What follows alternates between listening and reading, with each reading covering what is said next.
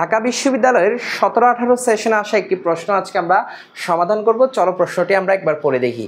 Neither the teacher nor the students dash to use this book again. এই জায়গায় আমরা answer হিসেবে দেখতে পাচ্ছি wants, want, wanting is wanting। অর্থাৎ এই জায়গায় আমরা সাবজেক্ট ভার্ব এগ্রিমেন্টের ব্যবহারটা আমরা জানতে পারবো বা শিখতে পারবো এই গ্রামারটার মাধ্যমে।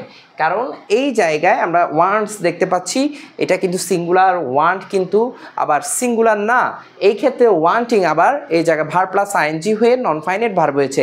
এভাবে আমরা একটু এই গ্রামারটা জানার জন্য আমরা পরবর্তী স্লাইডে চলে যাই।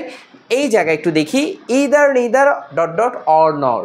এই ক্ষেত্রে আমরা কিভাবে ভার্বের ব্যবহারটা করব চলো আমরা একটু দেখে নিই।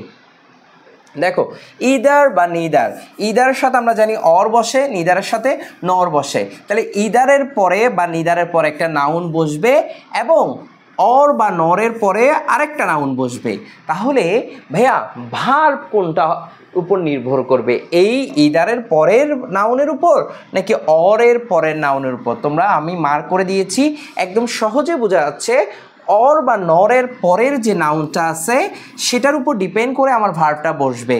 অর্থাৎ অর বা নরের পরে যদি সিঙ্গুলার নাউন থাকে তাহলে ভার্ব হবে সিঙ্গুলার, আবার অর বা নরের পরে যদি প্লুরাল নাউন থাকে তাহলে ভার্ব হবে প্লুরাল। অর্থাৎ ভার্বের কাছাকাছি যে নাউনটা আছে সেই নাউনের উপর নির্ভর করে ভার্বটা বসাতে হবে। তাহলে আমরা সেক্ষেত্রে অর বা নরের পরে যে নাউনটা আছে সেই নাউনের উপর ভিত্তি করে আমরা ভার্বটা এই জায়গায় বসাবো।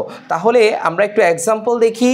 এই জায়গায় আমরা দেখতে পাচ্ছি নিদার তামিম নর হার ফ্রেন্ডস। এই যে নরের পরে যেই নাউনটা আছে ফ্রেন্ডস এস আছে প্লুরাল, এই জন্য আমরা এখানে আর ব্যবহার করেছি, আর গোয়িং টু ভার্সিটি।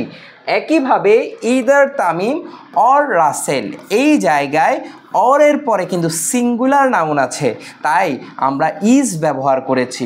তাহলে আমরা ওই প্রশ্নে যদি একটু চলে যাই, আমরা এই জায়গায় দেখতে পাচ্ছি নিদার দ্য টিচার নর দ্য স্টুডেন্টস। তাহলে এখানে নরের পরে প্লুরাল নাউন আছে, তাহলে প্লুরাল নাউন থাকলে কখনোই ওয়ান্টস হবে না। কারণ আমরা জানি সাবজেক্ট যদি থার্ড পারসন সিঙ্গুলার নাম্বার হয় সেক্ষেত্রে ভার্বের সাথে এস, ইএস বা আইএস যুক্ত হয়। তাহলে সেক্ষেত্রে এখানে মূল আমরা ভার্বকে কি বসাবো সেটা নির্ভর করবে নরের পরে, অর্থাৎ দ্য স্টুডেন্টসের উপর নির্ভর করে। তাহলে স্টুডেন্টস এস আছে, তাহলে আমরা আনসার হিসেবে ওয়ান্ট বসাবো। ওয়ান্টিং বসানোর কোনো সম্ভাবনা নেই কারণ এটা নন ফাইনাইট ভার্ব। ঠিক আছে, তাহলে আমরা কি বসাবো? ওয়ান্ট বসাবো। তাহলে তোমরা যদি এটা বুঝে থাকো আমাদেরকে এই প্রশ্নটা তোমরা সমাধান করে দাও। ঢাকা বিশ্ববিদ্যালয় 23-24 সেশনের একটি প্রশ্ন, এই প্রশ্নটি সমাধান করে তোমরা এই ভিডিওর কমেন্টে দিয়ে দাও। আর তোমরা জানো আমাদের ইংলিশ প্রাইভেট ব্যাচে অ্যাডমিশনের ওরিয়েন্টেশন ক্লাস আগামী 14 তারিখ বৃহস্পতিবার দুপুর 12টা 30 বন্ধুবান্ধব সবাইকে নিয়ে চলে আসবে। দেখা হচ্ছে আগামী 14 আগস্ট। Thank you.